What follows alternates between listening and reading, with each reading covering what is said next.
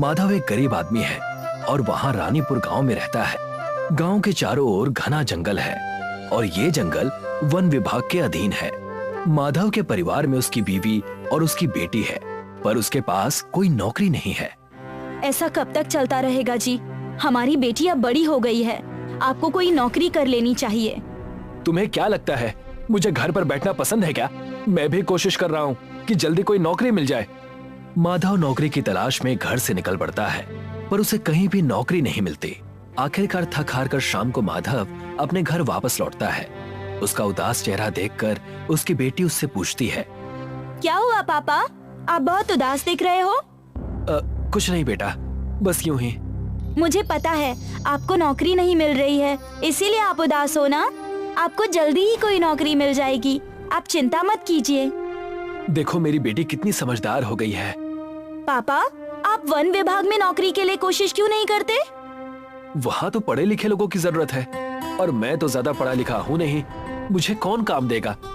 पापा, आप लकड़ियों का काम अच्छे से जानते हैं, क्या पता उन लोगों को किसी ऐसे ही आदमी की जरूरत हो। ठीक है बेटा, मैं कल जाकर वन विभाग के लोगों से मिलता हूँ। मुझे नौकरी की जरूरत है, क्या मुझे यहाँ पर कुछ काम मिल सकता है? तुम्हें क्या काम आता है? मैं एक बढ़ई हूँ, लकड़ियों का सारा काम जानता हूँ। हम तो एक ऐसे ही आदमी को ढूंढ रहे थे, तुम आज से ही काम शुरू कर दो। नौकरी मिलने की बात सुनकर माधव खुश हो जाता है और काम करना शुरू कर देता है। माधव पेड़ों से निकाली हुई इमारती लकड़ियों में से मजबूत लकड़ियों को अलग और दीमक लगी हुई लकड़ियों को अलग करता है। साहब, ये जो लकड़ियां खराब हैं, इनका क्या करूं? वैसे तो ये किसी काम की नहीं है, फेंक दो इन्हें। माधव उन दीमक लगी हुई लकड़ियों को फेंक देता है। शाम का वक्त होता है और माधव घर आ जाता है। आज बहुत खुश नजर आ रहे हैं पापा, क्या बात है? बेटा, मुझे वन विभाग में नौकरी मिल गई है। ये तो बहुत अच्छी बात है, अब मैं एग्जाम की तैयारी करने के लिए कोचिंग जा सकती हूँ। हाँ हाँ, जरूर जाओ। माधव के इस वन विभाग वाली नौकरी से उसके घर की दशा सुधरने लगी थी। अब राधिका भी कोचिंग में जाकर पढ़ने लगी थी। एक दिन इसी तरह लकड़ियों में से माधव अच्छी लकड़ियां एक तरफ कर रहा था और दीमक लगी हुई लकड़ियों को फेंक रहा था। तभी उसके दिमाग में एक ख्याल आता है, क्यों ना इन खराब लकड़ियों को घर ले जाऊं, कभी ना कभी तो काम आएंगे ही। माधव दीमक लगी लकड़ियों को अपने घर ले जाता है। अगले दिन वो सुबह उठकर काम पर आता है और शाम को घर लौटते समय फिर से उन खराब लकड़ियों को अपने घर ले जाता है। इसी तरह जब वो ऐसा करता था तो एक दिन एक लेडी ऑफिसर देख लेती है। अच्छा, तो अब तुम चोरी भी करने लगे हो? नहीं मैडम, मैं चोरी नहीं कर रहा हूँ, ये लकड़ियाँ तो खराब हैं, इसलिए इन्हें लेकर जा रहा हूँ। अगर खराब है तो क्या इनका अचार डालोगे? झूठ मत बोलो, तुम जैसे चोरों को ये नौकरी नहीं देनी चाहिए थी। कल से नौकरी पर मत आना। माधव निराश होकर घर आ जाता है। नौकरी छिन जाने से वो बहुत परेशान होता है। तभी उसकी नजर अपनी लाई हुई लकड़ियों पर पड़ती है। क्यों न इन लकड़ियों से एक रिक्शा बना लूं? माधव सारी सड़ी हुई लकड़ियों से दीमक को हटाकर साफ करता है। वो दिन रात मेहनत करके इन लकड़ियों से एक रिक्शा तैयार कर लेता है और रिक्शा चलाने का काम शुरू कर देता है। भाई साहब, शहर छोड़ दोगे? हाँ हाँ, बैठ जाओ। माधव रिक्शा को हाथ से खींचकर ले जाता, जिससे सवारियों को कहीं भी पहुंचने में बहुत देर हो जाती। इसी देरी की वजह से अक्सर सवारियां माधव के रिक्शे में बैठने से मना कर देती थी। भाई साहब, शहर जाने में टाइम लगेगा? 4-5 घंटे लग जाएंगे।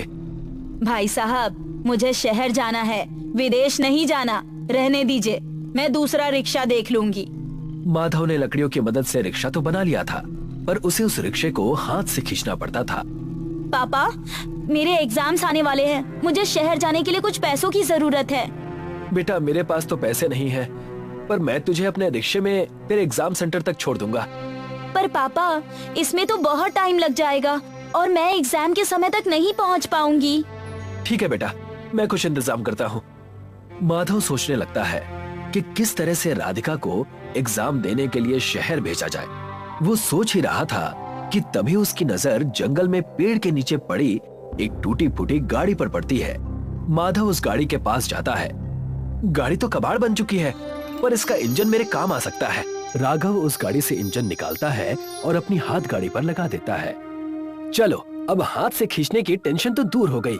पर इसका मॉडल बदलना पड़ेगा, तब मजा आएगा। राघव अपने पास बची कुछ लकड़ियों से हाथ गाड़ी का मॉडल बदल देता है। वो उस पर छत लगा देता है और उसको एक रिक्शे में बदल देता है। राधिका अपने पापा के रिक्शे में बैठती है। माधव रिक्शा स्टार्ट करता है और राधिका को शहर में उसके एग्जाम सेंटर पर छोड़ देता है।